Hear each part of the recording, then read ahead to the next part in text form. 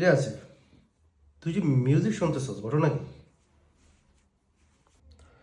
আচ্ছা ভাই, মানে বুঝলাম না আমি। মিউজিক তো শুনতে ভালোই লাগে, আর এটা তো সবাই শোনে।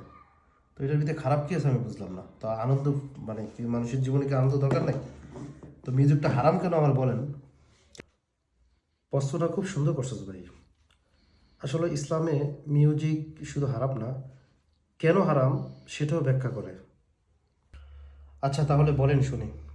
দেখ, আমি তোর প্রথমে একটা হাদিস বলি। রাসূল সাল্লাল্লাহু আলাইহি সাল্লাম, বুখারীর বর্ণনা আছে, উনি বলতেছেন যে আমার উম্মতের মধ্যে কিছু উম্মত থাকবে, কিছু লোক থাকবে যারা এমন, যে যারা বেবিচার, রেশম, মদ, মিউজিককে হালাল মনে করবে।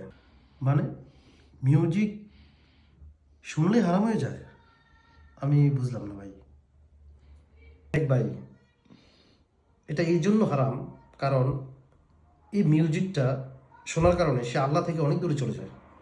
কোরআন সুন্নাহ ইসলাম থেকে সে অনেক দূরে চলে যায়। প্রকৃত কোরআনের যে নূর তার অন্তরে, এই নূরটা থাকে না। এবং এই মিউজিকটা হচ্ছে শয়তানের একটা অস্ত্র, তারা অশ্লীলতার দিকে ধাবিত করে। শয়তানের পরিপূর্ণভাবে তার অন্তরে গ্রাস করে ফেলে, এবং যত ধরনের হারাম রিলেশন আছে, হারাম সম্পর্ক আছে, সে সেদিকে ধাবিত হয়। এই জন্য মিউজিকটা হারাম। সবাই তো শোনে, আমরাও তো মাঝে মাঝে শুনি, যখন ফ্রি পাই তখনই তো শুনি। অ্যাকচুয়ালি ভাই, সেটাই তো বিপদ। মানুষ সব কিছু করলেই হালাল হয়ে যায় না। তো কেউ যদি প্রতিদিন মিথ্যা কথা বলে, তাহলে এটা কি হালাল হয়ে যায়? না, অবশ্যই না ভাই। তাই বলছি, হালাল এবং হারামের স্ট্যান্ডার্ড হচ্ছে কোরআন সুন্নাহ।